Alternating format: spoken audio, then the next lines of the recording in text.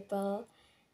Jadi aku sudah lama tidak bikin video study vlog, dan alhamdulillah hari ini aku akan membuat video study vlog lagi. Siapa yang kangen aku?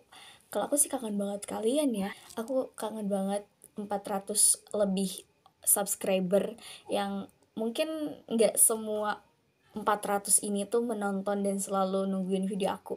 Tapi aku sangat-sangat senang sekali. So, hari ini aku akan ngerjain PR matematika gitu, tentang transformasi. Coba kalian lihat. Nah, selamat datang kembali di Sweetie Pie Tata. Aku udah lama banget gak sih gak bikin video. Ya, aku minta maaf karena waktu itu akhir-akhir itu sibuk gitu. Banyak banget aktivitas yang aku lakuin di tahun ini, dan emang bener-bener capek banget sebetulnya. Tapi ya udah gak apa-apa karena udah berlalu juga. Dan aku alhamdulillah masih berkesempatan untuk bikin video lagi. Dan aku mau minta maaf karena tahun ini tuh mungkin bakalan jadi tahun yang bagi aku yang paling sedikit bikin video. Oke, jadi di video kali ini aku mau cerita tentang pengalaman aku dan alasan aku kenapa aku bisa lebih berani buat berbicara di depan atau public speaking. Aku nggak nyebut diri aku sebagai orang yang udah jago public speaking, karena aku adalah seseorang yang perlu dan berkewajiban untuk terus belajar dan untuk terus mengevaluasi diri sendiri.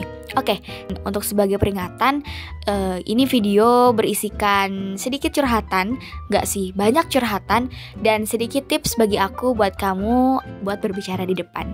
Oke, tapi sebelum itu, seperti yang kalian lihat, ini aku lagi beli stationery yang aku beli dari Shopee. Ini sebagai self reward aku juga. Ya nggak apa-apa sih, pengen beli aja. Terus tambah lagi aku lagi butuh banget kayak loose lip, terus yang kayak gitu-gitu deh pokoknya. Karena aku tuh selama ini tuh meminjam pensil sama pulpen yang temen aku. Ini adalah bukti nyatanya. Ini pensil yang temen aku dan ini juga pulpen yang temen aku. Dan aku mau ngucapin terima kasih banget sama temen aku yang mau minjemin pulpen sama pensil ke aku. Langsung aja kita ke ceritanya. Waktu TK itu aku tipe orang yang gak mau ngomong di depan. Bahkan waktu TK itu ada acara kayak semacam acara perpisahan, dan kita itu sebagai siswa harus berani atau harus tampil baca surat-surat pendek. Waktu TK itu aku kan suka banget ya. Waktu kecil itu aku suka banget di make up. Bahkan waktu TK, waktu perpisahan itu aku pakai make up yang tebel, bulu mata, eyeshadow, blush on, lipstick, alis. Pokoknya emang bener-bener gue cewek yang suka make up banget dulu itu gitu. Tapi sekarang mah udah jarang, udah gak terlalu suka, tapi gak terlalu gitu loh. Dan saat nama aku dipanggil nih buat ke depan, nama aku dipanggil buat ke depan untuk tampil, aku di situ nggak berani buat berbicara di depan. Aku nggak berani buat tampil, melainkan aku berani untuk menangis kepada mamaku, yang memang pada saat itu mamaku adalah ya emang guru TK di TK sekolah aku waktu itu gitu. Aku nangis, aku meluk mama aku, terus kayak aku gak mau tampil gitu kan. Sampai yang paling ngakaknya lagi, bulu mata yang aku kenakan, bulu mata yang aku pakai sampai copot. Dua-duanya copot, guys. Bayangin, kayak ya Allah, udah di make up cantik-cantik malah nangis, tampil kagak, nangis iya, malu iya gitu kan. Jujur kayak gak mau. Waktu itu kayak pikiran aku, gak mau tampil, takut banget, males, malu gitu kan, segala macam. Tapi seiring berjalannya waktu, hal yang paling menurut aku ngaruh banget kenapa aku bisa lebih berani buat ngomong di depan itu, pertama, aku tuh sering banget ngomong sendiri, guys. Dimulai dari TK, SD, SMP, bahkan sampai sekarang detik ini aku sedang ngomong sendiri. Kalau kalian kenal sama mama aku, pasti mama aku bilang kalau aku tipe orang yang emang kelihatannya pendiam, tapi kalau di rumah aku tuh selalu berbicara sendiri seperti orang gila. Sampai-sampai aku tuh waktu itu pernah bicara sendiri di depan kaca gitu kan di kamar aku. Sampai-sampai mama aku menegur aku kayak, "Rita, jangan bicara sendiri wae kamu teh ya," gitu katanya. Gimana ya, gak tau, udah jadi habit gitu bicara sendiri itu kayak enak gitu sih guys, ya kan. Nah, dengan berbicara sendiri kayak gini, aku tuh merasa oke, kayaknya dengan gue berbicara di depan, berbicara sendiri kayak gini, ini tuh gak secara tidak langsung melatih kita untuk bisa public speaking. Jadi buat kamu nih yang pendiam, coba deh kamu ngomong sendiri aja, nge-review skincare, nge-review barang, nge-review diri sendiri, nge-review orang lain, itu mah gak boleh, ya kan? Jadi ya gitu, jadi ngomong sendiri. Nah biasanya waktu kelas 5 SD, waktu itu aku kenal dengan dunia per-YouTuban. Di situ aku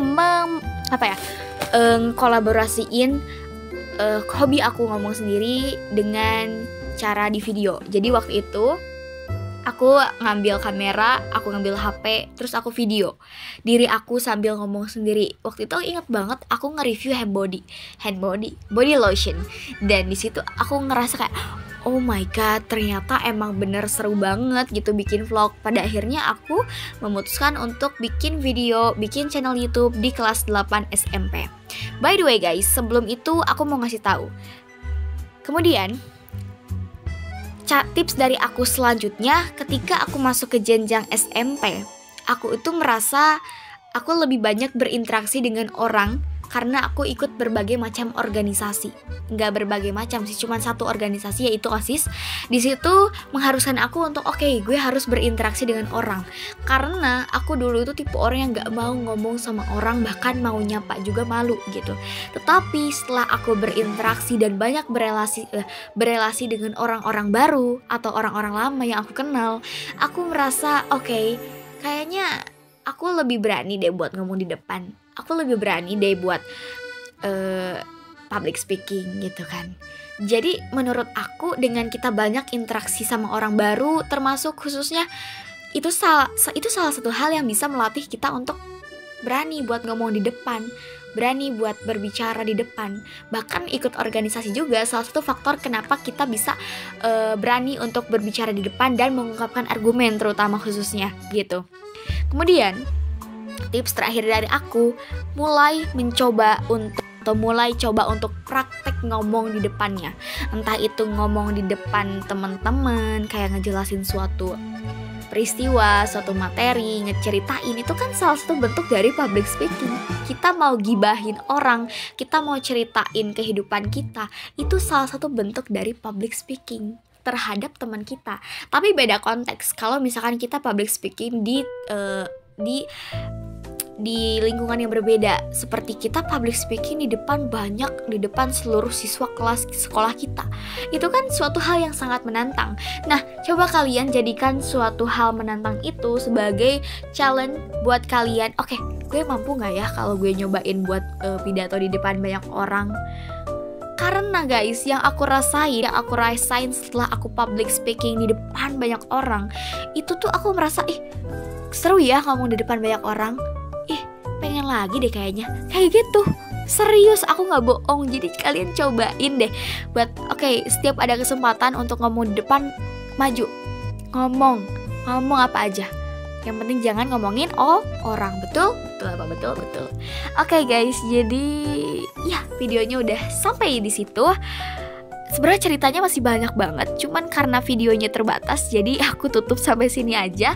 Terima kasih udah nonton videonya, dan aku mau ngucapin terima kasih atas 1 tahun usia dari Sweety Pie Tata, dan atas 430.000